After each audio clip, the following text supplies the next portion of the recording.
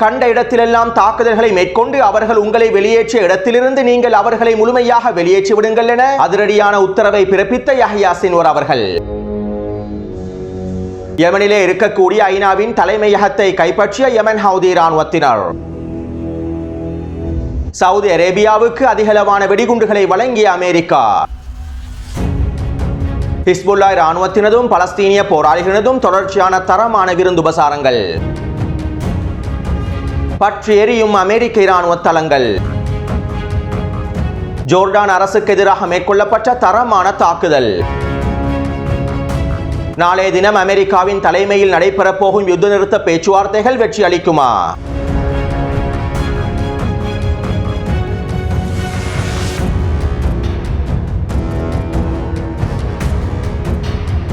ஈரானின் வெளியுறவுத்துறை அமைச்சர் அலி பகேரி கனி அவர்கள் விசேட அறிக்கை ஒன்றினை வெளியிட்டிருந்தார். அல்-அக்ஸா வெள்ளப்போரானது உலகளாவிய சமன்பாடுகளை மாற்றியுள்ளது. அல்-அக்ஸா வெள்ளப்போரானது பலஸ்தீனிய எதிர்ப்பை உலகளாவிய எதிர்ப்பாக மாற்றியுள்ளது.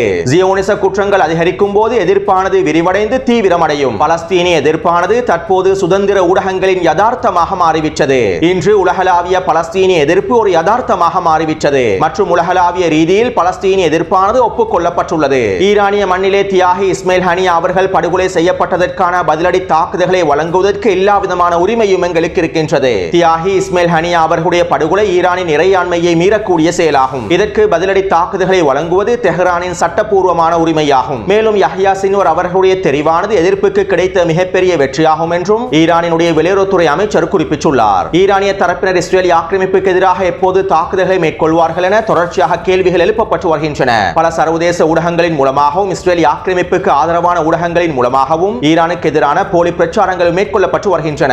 இவ்வாறான நிலைமையில் ஈரானின் தாக்குதலை மீண்டும் உறுதிப்படுத்தும் முகமாகவே ஈரானின் வெளியுறவுத்துறை அமைச்சர் இந்த அறிக்கையை வெளியிட்டுள்ளார். அதேபோன்று ஈரானின் வெளியுறவுத்துறை அமைச்சகத்தினுடைய செய்தி தொடர்பாளர் இவ்வாறு தெரிவித்துள்ளார். ஈரான் இஸ்லாமிய குடியரசு தேசிய பாதுகாப்பு மற்றும் இறையாண்மையை பாதுகாப்பதில் உறுதியாக இருக்கின்றது. ஈரான் இஸ்லாமிய குடியரசு அங்கீகரிக்கப்பட்டிருக்கக்கூடிய உரிமையை பயன்படுத்துவதற்கு யாரிடமும் அனுமதி கேட்க தேவையில்லை என்றும் வெளியுறவுத்துறை அமைச்சகத்தின் செய்தி தொடர்பாளர் குறிப்பிட்டுள்ளார். அதேபோன்று ஐநாவுக்கான ஈரானினுடைய பிரதிநிதி சில கருத்துக்களை வெளிப்படையாக தெரிவித்துள்ளார். மேற்கு ஆசியாவிலும் அதற்கு அப்பாலும் பயங்கரவாதத்தின் வழக்கறிஞராகவும் எல்லாவிதமான பயங்கரவாதத்திற்கு பின்னாலும் அமெரிக்க தரப்பினர் தான் காணப்படுகின்றார்கள் என்கின்ற விடயத்தினை ஐநாவுக்கான ஈரானினுடைய பிரதிநிதி தெரிவித்துள்ளார். அதாவது சர்வதேச ரீதியில் மனித உரிமைகள், அமைதி மற்றும் ஜனநாயகம் பற்றி பேசக்கூடிய அமெரிக்கா தான் ஒட்டுமொத்த பயங்கரவாதத்திற்கும் பின்னால் இருக்கின்றது என்கின்ற விடயத்தினை ஐநாவுக்கான ஈரானின் பிரதிநிதி சுட்டிக்காட்டியுள்ளார். உண்மையிலேயே அமெரிக்காவின் போலியான ஜனநாயகத்திற்கு பின்னாலும் போலியான மனித உரிமைகளுக்கு பின்னாலும் பயங்கரவாதம் தான் இருக்கின்றது என்பதனையும் எங்களுக்கு தெளிவாக புரிந்து கொள்ளலாம். அத்தோடு இஸ்ரேலிய ஆக்கிரமிப்புக்கு எதிரான ஈரானின் பதிலடி தாக்குதல்களை எவ்வாறெல்லாம் தடுத்து நிறுத்த முடியுமோ அந்த வழிகள் அனைத்தையும் அமெரிக்க ஆக்கிரமிப்பு பரிசோதித்து வருகின்றது. இஸ்ரேலிய ஆக்கிரமிப்புக்கு எதிரான ஈரானின் பதிலடி தாக்குதல்களை தடுத்து நிறுத்துவதற்காகவும் அல்லது ஈரானினுடைய தாக்குதல்களை வீரியம் குறைந்த தாக்குதல்களாகவும் பயனற்ற தாக்குதல்களாகவும் மாற்றுவதற்காகவும் அமெரிக்க தரப்பினர் தொடர்ச்சியான வேலை திட்டங்களை மேற்கொண்டு வருகின்றார்கள். இதற்கமைவாக இத்தாலியின் வெளியுறவுத்துறை அமைச்சரும் ஈரானின் வெளியுறவுத்துறை அமைச்சருக்கு தொடர்புகளை ஏற்படுத்தி சில கலந்துரையாடல்களை மேற்கொண்டுள்ளார். மேலும் இந்த கலந்துரையாடல்களுக்கு பிறகு ஈரானிய தரப்பினர் இஸ்ரேலிய ஆக்கிரமிப்புக்கு எதிரான தாக்குதல்களை மேற்கொள்வதில் உறுதியாக இருக்கின்றார்கள் என்கின்ற விடயத்தினை இத்தாலி நாட்டினுடைய வெளியுறவுத்துறை அமைச்சர் உத்தியோகபூர்வமாக அறிவித்துள்ளார். மேலும் இந்த பதற்றமான சூழ்நிலையில் முடிவுகளை எடுப்பதற்காகவும் ஈரானுக்கு எதிரான அழுத்தங்களை வழங்குவதற்காகவும் அமெரிக்க ஜனாதிபதி ஜோ பைடன் அவருடைய மூத்த ஆலோசகரான பிரெட் மெகுகை எகிப்திற்கும் ஹிஸ்புல்லா இராணுவத்தின் விரிவாக்கத்தினை தடுப்பதற்காக ஜோ பைடனின் மத்திய கிழக்கு தூதுவர் அமோஸ் ஹோச்சினை லெபனானுக்கும் யுத்த நிறுத்த பேச்சுவார்த்தைகளை அவசரப்படுத்தி அடுத்த கட்ட முடிவுகளை எடுப்பதற்காக CIA உளவு பிரிவினுடைய தலைவரை கத்தாருக்கும் அமெரிக்க வெளியுறவுத்துறை அமைச்சர் ஆண்டனி பிளிங்கனை இஸ்ரேலிய ஆக்கிரமிப்புக்கும் அனுப்பி வைத்துள்ளார். அத்தோடு ஜோ பைடனின் இந்த அவசரமான முடிவுக்கு அமைவாக ஏனைய தலைவர்கள் அனைவரும் எகிப்து, லெபனான் மற்றும் கத்தாருக்கு பயணம் செய்துவிட்டார்கள். ஆனால் அமெரிக்க வெளியுறவுத்துறை அமைச்சர் ஆண்டனி பிளிங்கன் மாத்திரம் இஸ்ரேலிய ஆக்கிரமிப்புக்கான தன்னுடைய பயணத்தை தள்ளி போட்டுள்ளார். இஸ்ரேலிய ஆக்கிரமிப்புக்கு எதிராக ஈரானுடைய தாக்குதல் அச்சுறுத்தல் இருப்பதன் காரணமாக ஆண்டனி பிளிங்கன் இஸ்ரேலிய ஆக்கிரமிப்புக்கான பயணத்தை பிற்போட்டுள்ளார் என அமெரிக்க ஊடகங்கள் செய்திகளை வெளியிட்டுள்ளன. மத்திய கிழக்கு முழுவதும் ஒட்டுமொத்த அமெரிக்க படைகள் களமிறக்கப்பட்டாலும் தற்போதைய சூழ்நிலையில் ஆண்டனி பிளிங்கன் இஸ்ரேலிய ஆக்கிரமிப்புக்கான பயணத்தை தள்ளி போட்டிருப்பது மத்திய கிழக்குக்கான அமெரிக்காவின் பாதுகாப்பையே கேள்விக்குட்படுத்தியுள்ளது. இதனால் தற்போது ஆண்டனி பிளிங்கன் பங்காளி ஜோர்டானுக்கும் ஏனைய அடிமை அரபு நாடுகளுக்கும் விஜயம் செய்ய போவதாக தெரிவித்துள்ளார். அத்தோடு அமெரிக்க ஆக்கிரமிப்பானது அவர்களுடைய நீர்மூழ்கி கப்பல் படைகளையும் மத்திய கிழக்கில் களமிறக்கியுள்ளது. இதற்கமைவாக USS ஜோர்ஜியா என்கின்ற நீர்மூழ்கி கப்பலை மத்திய கிழக்கிலே களமிறக்கி இருப்பதாகவும் அமெரிக்க ஆக்கிரமிப்பு தலைமைகள் அறிவித்துள்ளார்கள். அது மட்டுமல்லாமல் அமெரிக்க ஆக்கிரமிப்பு அதிரடியாக இஸ்ரேலிய ஆக்கிரமிப்புக்கு $20 பில்லியன் அமெரிக்க டாலர்களுக்கும் அதிகமான இராணுவ உதவிகளை வழங்கியுள்ளது. ஏற்கனவே 2 நாட்களுக்கு நாட்களுக்கு முன்பு அமெரிக்க ஆக்கிரமிப்பு இஸ்ரேலிய ஆக்கிரமிப்புக்கு 3.5 பில்லியன் அமெரிக்க டாலர்களுக்கும் அதிகமான இராணுவ தளவாடங்களையும் ஆயுதங்களையும் வெடிகுண்டுகளையும் வழங்கியிருந்தது. இதன் பின்னணியில் தான் தற்போது 20 பில்லியன் டாலர்களுக்கும் அதிகமான இராணுவ தளவாடங்களையும் ஆயுதங்களையும் வெடிகுண்டுகளையும் வழங்கியுள்ளது. இதிலே 18 பில்லியன் அமெரிக்க டாலர்களுக்கும் அதிகமான 50 F-15 போர் விமானங்களும் 774 மில்லியன் டாலர்களுக்கும் மதிப்புள்ள மெர்காவா போர்த்தாங்கி குண்டுகளும் 583 மில்லியன் டாலர் மதிப்புள்ள போர் வாகனங்களும் அமெரிக்க ஆக்கிரமிப்பினால் இஸ்ரேலிய ஆக்கிரமிப்புக்கு வழங்கப்பட்டிருப்பதாக தெரிவிக்கப்படுகின்றது. எனவே இந்த வாரத்தில் மாத்திரம் அமெரிக்க ஆக்கிரமிப்பு இஸ்ரேலிய ஆக்கிரமிப்புக்கு தேவையான 24 பில்லியன் அமெரிக்க டாலர்களுக்கும் அதிகமான ஆயுதங்களையும் இராணுவ தளவாடங்களையும் வழங்கியுள்ளது. நாளைய தினம் அமெரிக்காவின் தலைமையில் மிக முக்கியமான யுத்த நிறுத்த பேச்சுவார்த்தைகள் மேற்கொள்ளப்பட போகின்றன. காசாவிலே யுத்த நிறுத்தத்தினை ஏற்படுத்த வேண்டும் என்பதற்காகவும் ஈரானுடைய பதிலடி தாக்குதலை தடுத்து நிறுத்த வேண்டும் என்பதற்காகவும் அமெரிக்க ஆக்கிரமிப்பு நாளைய தினம் மிக முக்கியமான பேச்சுவார்த்தைகளை மேற்கொள்ளப் போகின்றது.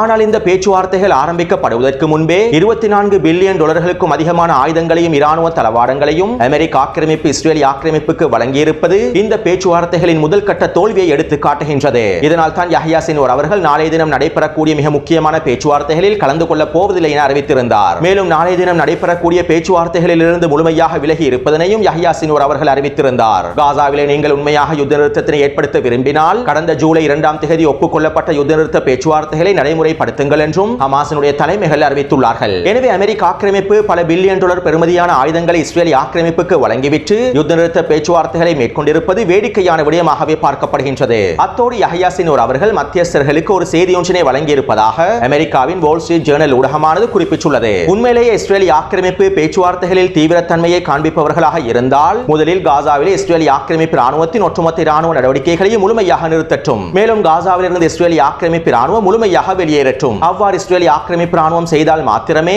இந்த பேச்சுவார்த்தைகளில் இஸ்ரேலிய ஆக்கிரமிப்பு தீவிரத்தன்மையை காண்பித்துள்ளது என்பதனை எங்களால் ஏற்றுக்கொள்ள முடியும் என யஹ்யா சின்வார் அவர்கள் மத்தியஸ்தர்களிடம் அறிவித்திருப்பதாக வால் ஸ்ட்ரீட் ஜர்னல் ஊடகம் செய்திகளை வெளியிட்டுள்ளது. அத்தோடு நாளைய தினம் நடைபெறக்கூடிய யுத்த நிறுத்த பேச்சுவார்த்தைகள் வெற்றிகரமாக மேற்கொள்ளப்பட்டு யுத்த நிறுத்த ஒப்பந்தம் கைச்சாத்திடப்படுமாக இருந்தால் ஈரானிய தரப்பினர் இஸ்ரேலிய ஆக்கிரமிப்புக்கு எதிரான தாக்குதல்களை மேற்கொள்ள மாட்டார்கள் என ஜோ பைடன் நம்புவதாக அமெரிக்க ஊடகங்கள் குறிப்பிட்டுள்ளன.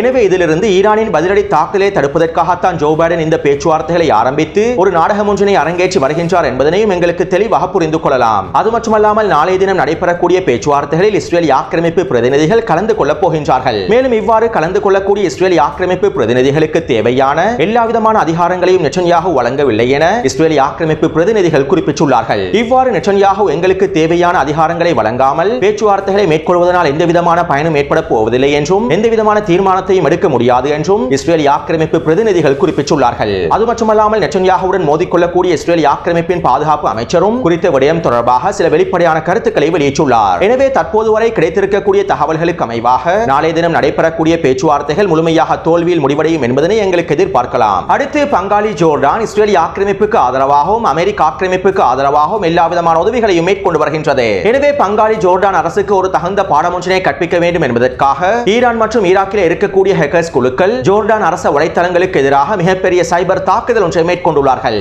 ஜோர்டான் அரசினுடைய ஒட்டுமொத்த வலைத்தளங்களை இலக்கு வைத்தும் இந்த மிகப்பெரிய சைபர் தாக்குதல் மேற்கொள்ளப்பட்டுள்ளது. அதிலும் குறிப்பாக ஜோர்டான் அரசினுடைய பாதுகாப்பு வலைத்தளங்களையும் இலக்கு வைத்து இந்த சைபர் தாக்குதல் மேற்கொள்ளப்பட்டுள்ளது. இதனால் நேற்றிரவு பங்காளி ஜோர்டான் அரசினுடைய ஒட்டுமொத்த வலைத்தளங்களும் முழுமையாக முடக்கப்பட்டுவிட்டன.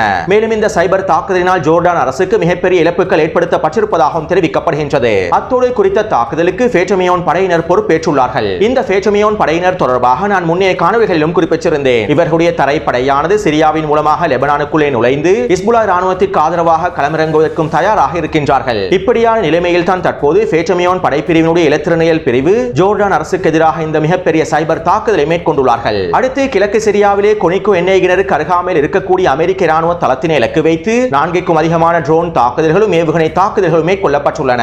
ஈராக்கிய ராணுவ கூட்டமைப்பினர் தான் இந்த தாக்குதலை மேற்கொண்டிருப்பதாக தெரிவிக்கப்படுகின்றது. ஆனால் குறித்த தாக்குதலுக்கு யாரும் உத்தியோகபூர்வமாக பொறுப்பேற்கவில்லை. அத்தோடு இந்த தாக்குதலினால் அமெரிக்க ராணுவ தளத்திலே தீப்பரவல் ஏற்பட்டிருப்பதாகவும் வெடிப்பு சம்பவங்கள் நடைபெற்றிருப்பதாகவும் தெரிவிக்கப்படுகின்றது.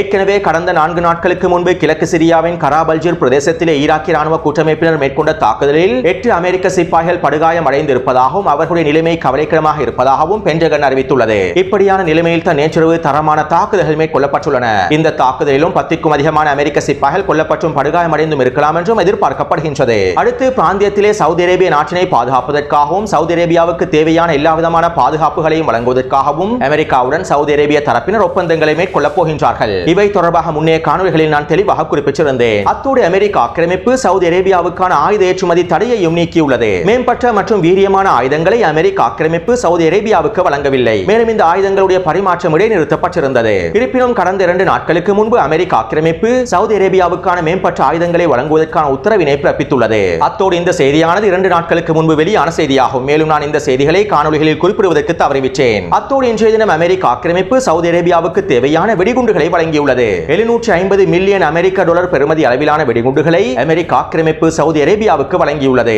அதாவது சவுதி அரேபியாவுடைய பாதுகாவலனாக தற்போது அமெரிக்க ஆக்கிரமிப்பே காணப்படுகின்றது. இதனால் தான் பிராந்தியத்திலே சவுதி அரேபியாவினை பாதுகாப்பதற்காக பாதுகாவலன் அமெரிக்காவிடம் உதவி கேட்டுள்ளார்கள். இதற்கமைவாகவே தற்போது பாதுகாவலனாக இருக்கக்கூடிய அமெரிக்கா சவுதி அரேபியாவுக்கு தேவையான வெடிகுண்டுகளையும் அனுப்பி வைத்துள்ளது. சுருக்கமாக குறிப்பிடுவதாக இருந்தால் இஸ்ரேலிய ஆக்கிரமிப்புக்கு எதிராக ஈரானிய தரப்பினர் தாக்குதலை மேற்கொண்டதற்கு பிறகு பிராந்தியத்திலே பதற்ற நிலைமை அதிகரிக்கும் சந்தர்ப்பத்தில் சவுதி அரேபியாவினை பாதுகாத்துக் கொள்வதற்காகவே இந்த ஆயுதங்களை அமெரிக்க ஆக்கிரமிப்பு வழங்கியுள்ளது. பிராந்திய விரிவாக்கத்தின் போது யமன் ஹவுதி ராணுவத்தினர் சவுதி அரேபியாவின் இராணுவ தளங்களை இலக்கு வைத்து தாக்குதல்களை மேற்கொள்ளலாம். சவுதி அரேபியாவில் இருக்கக்கூடிய அமெரிக்க இராணுவ தளங்களை இலக்கு வைத்தும் தாக்குதல்களை மேற்கொள்ளலாம். எனவே இந்த சந்தர்ப்பத்தில் சவுதி அரேபியா அவர்களுடைய இராணுவ தளங்களை பாதுகாத்துக் கொள்வது மாத்திரமல்லாமல் அமெரிக்க இராணுவ தளங்களையும் பாதுகாத்துக் கொள்ள வேண்டும் என்பதற்காக எல்லா விதமான ஆயுதங்களையும் தற்போது பாதுகாவலராக இருக்கக்கூடிய அமெரிக்கா சவுதி அரேபியாவுக்கு வழங்கி வருகின்றது. அடுத்து யமன் ஹவுதி ராணுவத்தினர் யமனின் தலைநகரில் இருக்கக்கூடிய ஐநாவினுடைய மனித உரிமை தலைமையகத்தினை முழுமையாக கைப்பற்றியுள்ளார்கள். குறித்த தலைமையகத்தில் இருக்கக்கூடிய ஆவணங்களையும் தளவாடங்களையும் இன்னும் ஏனைய பொருட்களையும் முழுமையாக கைப்பற்றியுள்ளார்கள்.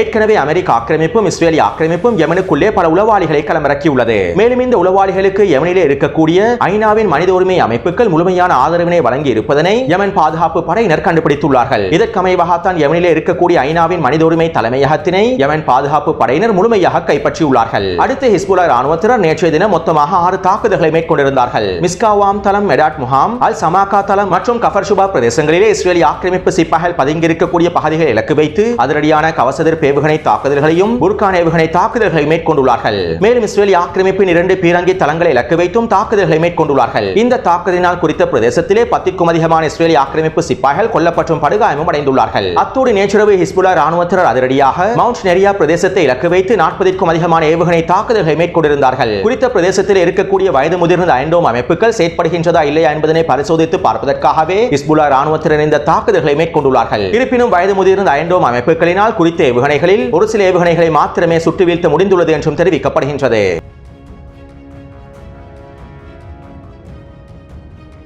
கடந்த 2 வாரங்களுக்கு முன்பு சீனாவிலே மிக முக்கியமான கலந்துரையாடல் ஒன்று மேற்கொள்ளப்பட்டிருந்தது. காசாவில் இருக்கக்கூடிய பலஸ்தீன எதிர்ப்பு குழுக்களுக்கு இடையேயும் கைக்கூலி அப்பாஸினுடைய அமைப்பான ஃபதா அமைப்புக்கு இடையேயும் சீனாவிலே மிக முக்கியமான கலந்துரையாடல்கள் மேற்கொள்ளப்பட்டு ஒப்பந்தங்களும் கைச்சாத்திடப்பட்டிருந்தன. மேலும் இந்த ஒப்பந்தமானது காசானுடைய எதிர்காலத்தினுடைய மிக முக்கியமான அடுத்த கட்ட நகர்வுகளை பிரதிபலிக்கின்றது. எனவே இந்த ஒப்பந்தத்தில் கைக்கூலி அப்பாஸ் உறுதியாக இருக்க வேண்டும். இவ்வாறு கைக்கூலி அப்பாஸ் உறுதியாக இருக்க வேண்டும் என்பதற்கான அழுத்தங்களை வழங்குவதற்காகத்தான் ரஷ்யாவின் தலைவர் புட்டின் அவர்கள் கைக்கூலி அப்பாஸை அழைத்து பேச்சுவார்த்தைகளை மேற்கொண்டிருந்தார். மேலும் இந்த கலந்துரையாடலின் மூலமாக ரஷ்யாவுடைய அதிபர் மறைமுகமாக கைக்கூலி அப்பாஸுக்கு தேவையான அனைத்து விதமான அழுத்தங்களையும் வழங்கியிருப்பார் என்றும் சீனாவிலே மேற்கொள்ளப்பட்ட ஒப்பந்தத்தினை பாதுகாப்பதற்கான அழுத்தங்களையும் வழங்கியிருப்பார் என்றும் மத்திய கிழக்கு ஆய்வாளர்கள் கருத்துக்களை வெளியிட்டுள்ளார்கள். சுருக்கமாக குறிப்பிடுவதாக இருந்தால் சீனாவிலே மேற்கொள்ளப்பட்ட ஒப்பந்தத்தினை பாதுகாப்பதற்கான அதிரடியான முயற்சிகளையே ரஷ்ய அதிபர் புட்டின் மேற்கொண்டுள்ளார். அடுத்து வெஸ்ட் பேங்க் பிரதேசத்தில் இருக்கக்கூடிய பலஸ்தீனிய போராளிகள் தொடர்ச்சியான தரமான தாக்குதல்களை மேற்கொண்டு வருகின்றார்கள். கடந்த 2 வாரங்களுக்குள் மாத்திரம் 40க்கும் அதிகமான தாக்குதல்களை மேற்கொண்டுள்ளார்கள். அத்தோடு ஹமாஸினுடைய புதிய தலைவராக யஹ்யா சின்வர் அவர்கள் தெரிவு செய்யப்பட்டதற்கு பிறகு வெஸ்ட் பேங்கில் இருக்கக்கூடிய பலஸ்தீனிய படைப்பிரிவுகள் ஒரு ஸ்லோகம் ஒன்றினை வெளியிட்டுள்ளார்கள். யஹ்யா சின்வர் அவர்களுடைய உத்தரவு மற்றும் வழிகாட்டுதலுக்கு அமைவாகத்தான் இந்த ஸ்லோகத்தினை வெளியிட்டிருப்பதாகவும் தெரிவிக்கப்படுகின்றது.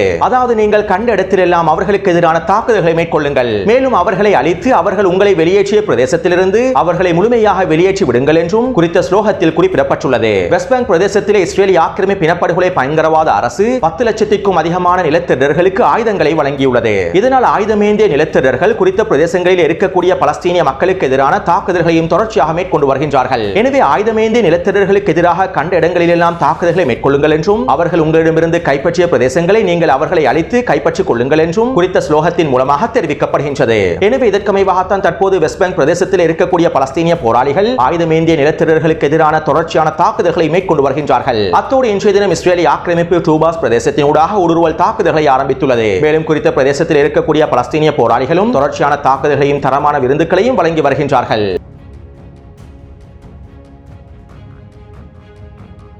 நேற்றைய தினம் அல்கசாம் படையினரும் அல் குதுஸ் படையினரும் ஒன்றிணைந்து இஸ்ரேல் ஆக்கிரமிப்பின் டெல்-அவிவ் பிரதேசத்தினை இலக்கு வைத்து 2 M19 ஏவுகணை தாக்குதல்களை மேற்கொண்டிருந்தார்கள். மேலும் இந்த தாக்குதலினால் குறித்த பிரதேசத்தில் இருக்கக்கூடிய இராணுவ தளத்தில் மிகப்பெரிய வெடிப்பு சத்தங்கள் கேட்டிருப்பதாகவும் தெரிவிக்கப்படுகின்றது. ஆனால் குறித்த ஏவுகணைகளை நாங்கள் முழுமையாக சுட்டு வீழ்த்தி விட்டோம் என இஸ்ரேல் ஆக்கிரமிப்பு இராணுவம் அறிவித்துள்ளது. அடுத்து காசாவின் யுத்தகளத்திலே பலஸ்தீனிய போராளிகள் தரமான விருந்துபசாரங்களை வழங்கி வருகின்றார்கள். இதற்கமைவாக அல்கசாம் படையினர் ரஃபாவின் தால் சுல்தான் மேற்கு பிரதேசத்திலே 3 சுரங்கப்பாதை பொறிகளை வைத்துள்ளார்கள். இதில் 2 சுரங்கப்பாதைகளில் இஸ்ரேல் ஆக்கிரமிப்பின் 2 விசேட படைப்பிரிவினரும் இன்னும் ஒரு சுரங்கப்பாதை பொறியிலே பொறியியல் துறையை சேர்ந்த படைப்பிரிவினரும் சிக்கி மொத்தமாக வெடித்து சிதறியுள்ளார்கள். இந்த 3 தாக்குதலில் மாத்திரம் 15க்கும் அதிகமான இஸ்ரேலி ஆக்கிரமிப்பு சிப்பாய்கள் மொத்தமாக அளிக்கப்பட்டிருக்கலாம் என தெரிவிக்கப்படுகின்றது. இதைத் தொடர்ந்து குறித்த பிரதேசத்தில் அல்கசாம் படையினர் 2 மெர்காவா போர்த்தங்கி வாகனங்களையும் அளித்துள்ளார்கள். அடுத்து அல்-அக்ஸா படையினர் ரஃபாவின் சலாட்டா பிரதேசத்தில் 2 மெர்காவா போர்த்தங்கி வாகனங்களையும் ஒரு புல்டோசர் வண்டியையும் அளித்துள்ளார்கள். மேலும் குறித்த பிரதேசத்திலே தொடர்ச்சியான ஒஃபென்சிவ் தாக்குதல்களை மேற்கொண்டுள்ளார்கள். அதேபோன்று அல்கசாம் படையினரும் அல் குதுஸ் படையினரும் ஒன்றிணைந்து கிழக்கு கான்யூனிஸின் அல்-ஜனா பிரதேசத்தில் ஒஃபென்சிவ் தாக்குதல்களை மேற்கொண்டுள்ளார்கள். மேலும் குறித்த பிரதேசத்தில் டிபிஜி ஏவுகணை மூலமாக 3 கட்டிடங்களுக்குள் பதுங்கியிருந்த இஸ்ரேலி ஆக்கிரமிப்பு சிப்பாய்களை அளித்துள்ளார்கள். அதேபோன்று குறித்த பிரதேசத்தில் 2 மெர்காவா போர்த்தங்கி வாகனங்களையும் அளித்துள்ளார்கள். அதேபோன்று முஜாஹிதீன் படையினரும் அல் குதுஸ் படையினரும் ஒன்றிணைந்து அல்-ஜனா பிரதேசத்திலும் அல் கராரா பிரதேசத்திலும் தொடர்ச்சியான மோட்டார் குண்டு தாக்குதல்களையும் ஒஃபென்சிவ் தாக்குதல்களையும் மேற்கொண்டுள்ளார்கள். மேலும் குறித்த பிரதேசத்தில் ஒரு மெர்காவா போர்த்தங்கி வாகனத்தையும் அளித்துள்ளார்கள். எனவே நேற்று மாலை 6 மணியிலிருந்து இன்று மாலை 3 மணி வரையில் கிடைக்கப்பெற்ற தகவல்களுக்கு அமைவாக 7 மெர்காவா போர்த்தங்கி வாகனங்களும் ஒரு புல்டோசர் வண்டியும் அளிக்கப்பட்டுள்ளன. 30க்கும் அதிகமான இஸ்ரேலி ஆக்கிரமிப்பு சிப்பாய்கள் கொல்லப்பட்டும் படுகாயமும் அடைந்துள்ளார்கள். எனவே இந்த காணொளி தொடர்பான கருத்துக்களை பதிவிடுங்கள். தொடர்ந்து என்னுடன் இணைந்திருங்கள். நன்றி, வணக்கம்.